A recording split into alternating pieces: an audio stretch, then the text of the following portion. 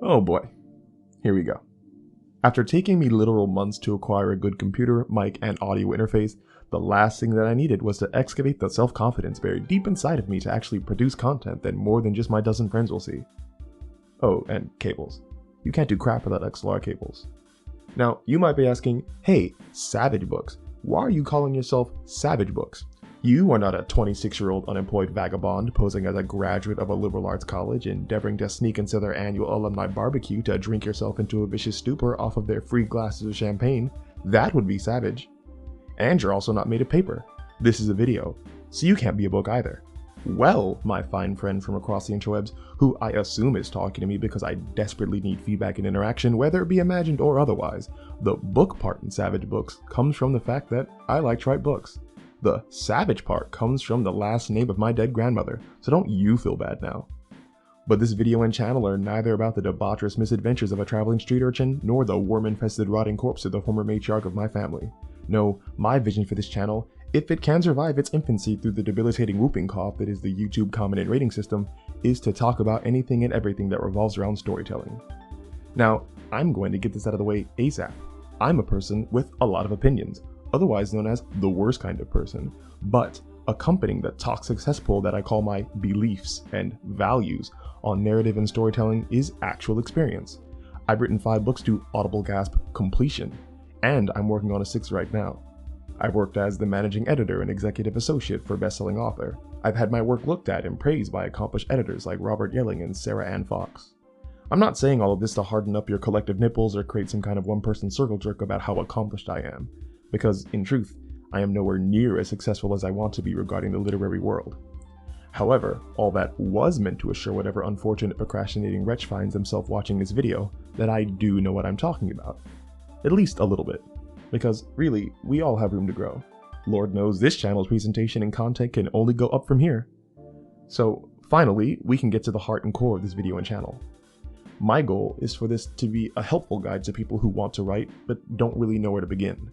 I want to make this a channel for people who were in my position when starting out, who really want to become better at the craft, but just need someone out there to break it down for them. It took me years to go from writing steaming piles of feces to things that I could think were just passable, assuming this incoherent deluge of rambling is passable. Maybe with a little help, my process of learning could have been faster. Who knows? But what I want to do now is give others the opportunity to find out for sure. So, okay, with that out the way, we can get to the meat and potatoes of this video, actual storytelling and writing. But even more than actual writing, I want to get to the reason I titled the video as I did. Many people, both amateur and professional, will say that writing is about feeling amused, about being artistic, about becoming endowed by the transcendental majesty of some greater power. It's not.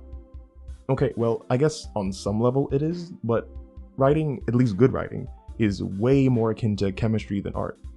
Just like in chemistry, certain elements work very well when paired together in a narrative, and others have a violent and disappointing reaction when combined. Leaving out or glossing over certain areas of a plot can be just as catastrophic as doing the same to ingredients of a chemical compound. A rags to riches plot is going to evoke different sides of a character than a tragedy, and the number of characters that you might choose to put in your story raises the difficulty of controlling the narrative because the pull of the conflict is spread between all of them. Is there a lot of traveling in your written narrative? Movement is hard to properly manage because it draws the audience's attention to the mundane action of going from one place to another, and all that time detailing movement is time spent not furthering the plot. Does your prologue change the tone or add any relevant information? Does your flashback grind the pace to a halt? Is your work internally consistent? Is there a proper foil to your protagonist? Are you utilizing a traditional bell curve story structure, or are you going for something more nuanced? What is the ratio between your active and passive verbiage?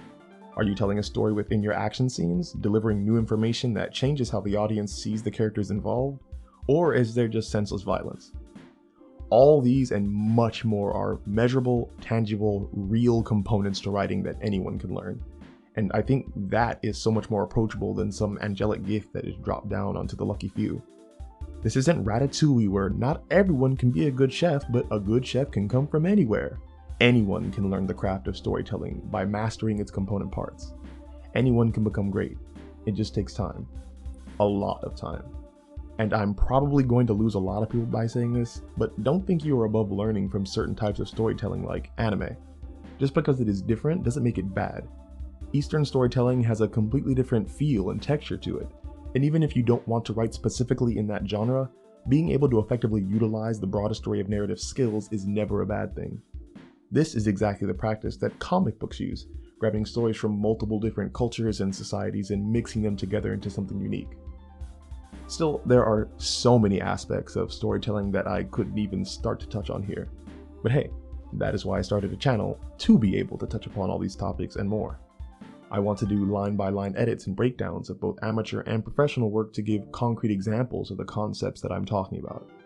I want to break down popular narrative-driven TV shows like Game of Thrones and Black Mirror, and do the same for movies like Arrival and Hereditary.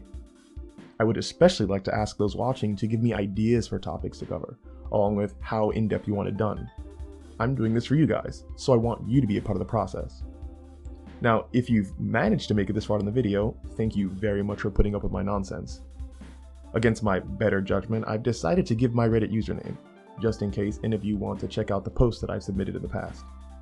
And again, thanks for listening, and I really hope to be talking to you all soon and often.